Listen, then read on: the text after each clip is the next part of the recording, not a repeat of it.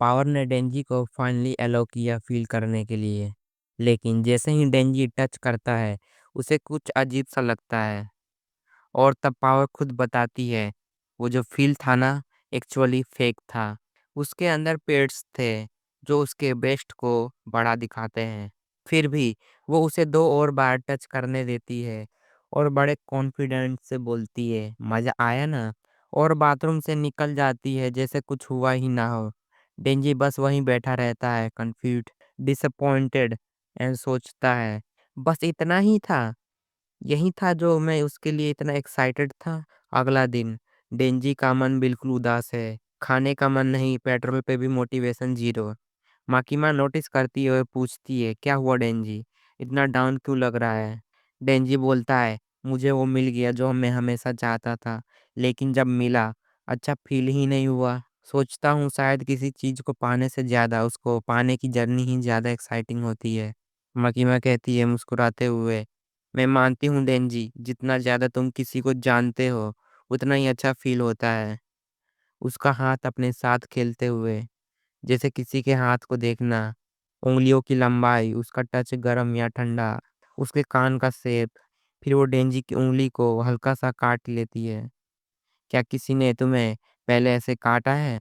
याद रखना, अगर तुम्हें कभी दिखाई ना भी दे, तुम पहचान लोगे मुझे मेरे बाइट से। और तब माकिमा उसका हाथ अपने सीने पर रखती है। डेंजी शौक में गिर जाता है पीछे। उसका हार्ट बीट एकदम जोरों से उठता है। माकिमा कहती है, मुझे तुमसे एक रिक्वेस्ट चाहिए डेंजी। एक डेविल है, गन डेविल। अगर तुम उसे मार दोगे, मैं तुम्हारा विश पूरा कर दूंगी। माकिमा बताती है, 13 साल पहले अमेरिका में गन डेविल आया था। एक ही अटैक में 1.2 मिलियन लोग मर गए थे सिर्फ 5 मिनट में। उसके बाद वो गायब हो गया। लेकिन लोगों का डर और बढ़ता गया। गन्स पे रेस्ट्रिक्शन लग गए ताकि फियर कंट्रोल में रहे। उस दिन एक छोटा लड़का, अकी हायाकावा, अपने छोटे भाई तायो के साथ स्नोबॉल खेल रहा था। अक्की अजीब था। तायो को अंदर जाने को बोला और जैसे ही तायो घर के अंदर गया, एक तेज फ्लैश, पूरा घर उड़ गया। अक्की ने अपनी फैमिली खो दी और उस दिन से उसका एक ही मिशन है, गन डेविल को मारना। अब इन्हीं पीसेस की मदद से वो लोग गन डेविल को ट्रैक करने वाले हैं। अक्की ने एक फिश डेविल को मारा और उसके अंदर गन डेविल का एक पीस मिला। अब पब्लिक सेफ्टी का नेक्स्ट मिशन तैयार है, होटल मोरिन, एक होटल जहां पहले के डेविल हंटर्स मर चुके हैं। कहा जा रहा है कि वहां भी गन डेविल का एक पीस मौजूद है।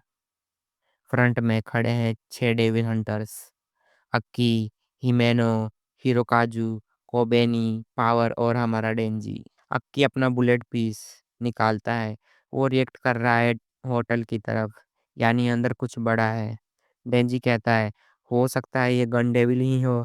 अक्की बताता है, अगर वो होता तो रिएक्शन इतना कमजोर नहीं होता, ये कोई और है। हिरोकाजू को पावर और डेंजी पे बिल्कुल भरोसा नहीं है। आके उसे कहता है, भरोसा करने की जरूरत नहीं। अगर ये दोनों भागे तो पहले ही ये दोनों मरेंगे। पावर और डेंजी सोच रहे होते हैं।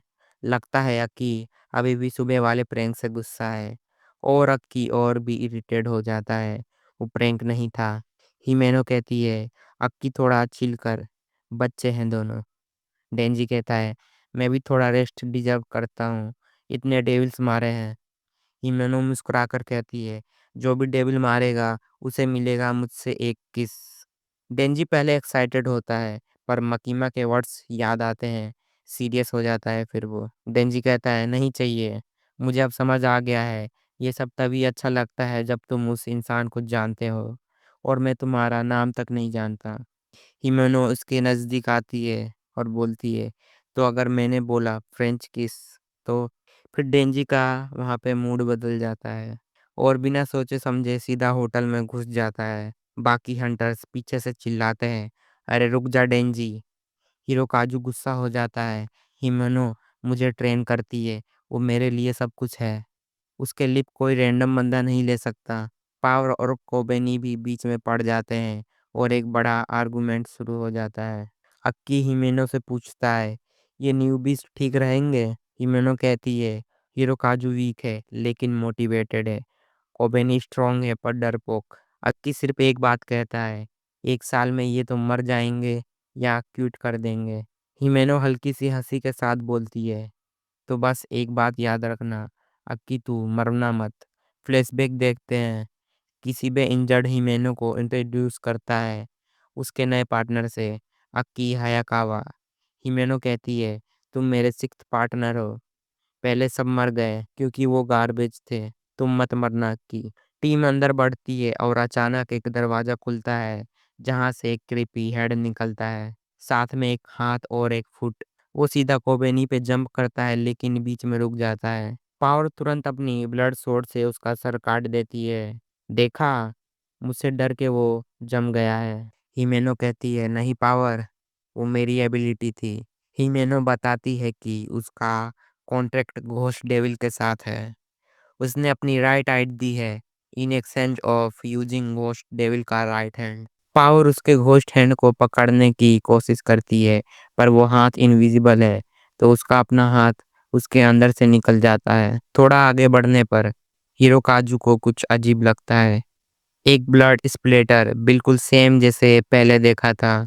वो नीचे जाता है चेक करने, लेकिन सरप्राइज, वो वापस ऊपर से आ जाता है। सेम जगह, same floor, 8th floor. Hotel का लूप शुरू हो गया है।